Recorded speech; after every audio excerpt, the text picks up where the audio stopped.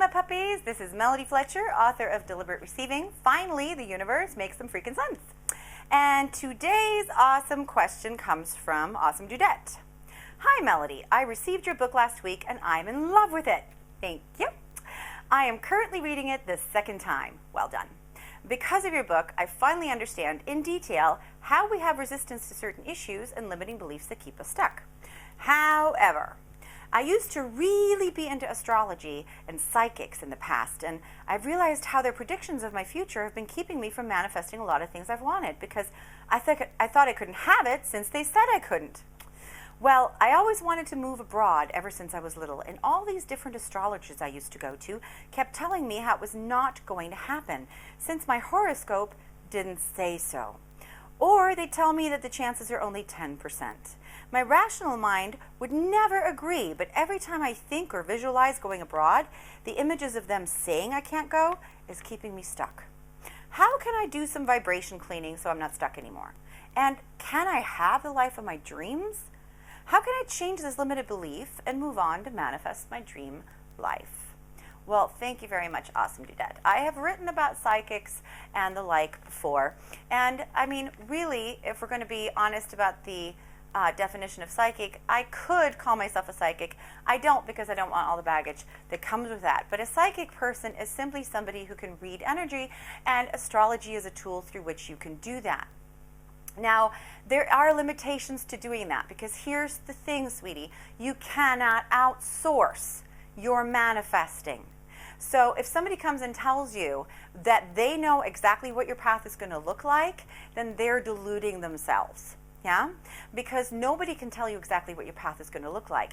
You can't even see your entire path, and you don't want to. Nobody wants to play a video game where they know where every secret door is and where every dragon is, and they know how to do everything. It's super, super boring. You don't want that life. Yeah? What you can only ever do is see the next piece in your path. And all that somebody else who is reading your energy can ever do, and this is why you should never look for somebody to predict your future. Not even your guides are going to ever predict your future for you. Yeah? But all they can ever do is see how aligned you are with something, i.e. how much resistance you have. How close are you to it right now in this moment? Not how close are you likely to be 10 years from now or 5 years from now or even tomorrow. Because any change you make in your energy is going to create a new point of attraction, a new progression, and from that point, somebody would have to read your energy again. And this is, for example, when I work with clients and they ask me questions such as, will I do this or will I don't do that? I never accept those questions because there's no way. I'm like, I don't know, will you? Are you going to go to the ice cream store tomorrow or not? I can't tell you if you're going to do that. Are you going to choose to go or not? Yeah? But how close am I to manifesting the life of my dreams? Well, somebody who can read your energy can tell you that. So here's going to be the clue to getting out of this cycle that you're stuck in.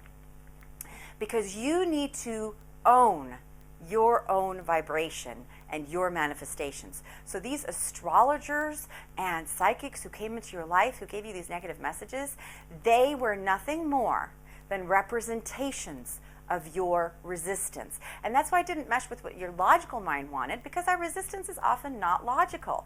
If it was, then all the smart people would have figured this out long ago, instead of tending to get in their way more. Yeah? So your manifestations showed you what resistance you still have. And now your blaming of the psychics and astrologers is keeping you from realizing what that resistance actually is. It's a distraction.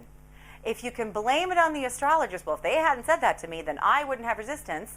Yeah, that keeps you from actually looking at the resistance and saying, they were a manifestation of my resistance to point out to me that there's something going on here. So how do you ferret it out? Well, I give you the technique in my book since you have it, and I will review it here with you. So the best technique that I've found for doing this, that I can teach you in this kind of way in a video, is you visualize going abroad. And then you watch for the ya buts. What doesn't feel good about it? What are the actual obstacles that come up?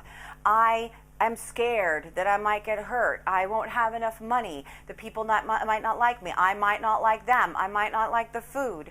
I might get lost. Whatever comes up, that's your resistance. Yeah?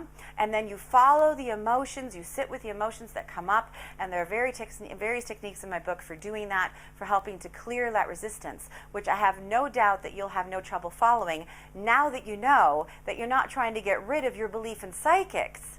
You're just trying to get rid of the resistance that they were mirroring back to you. Well, I hope that I've answered your question. I think that I have. But if I haven't, please leave me a comment below. If you have questions like this about this topic or other topics, or you'd like to join the discussion, then please leave a comment below. Or come to the blog at deliberatereceiving.com and join the Happy Shiny Puppy Army, a wonderful, supportive community of happy LOAers who are just waiting to meet you. Thank you so much for watching, and I will see you next time. Bye.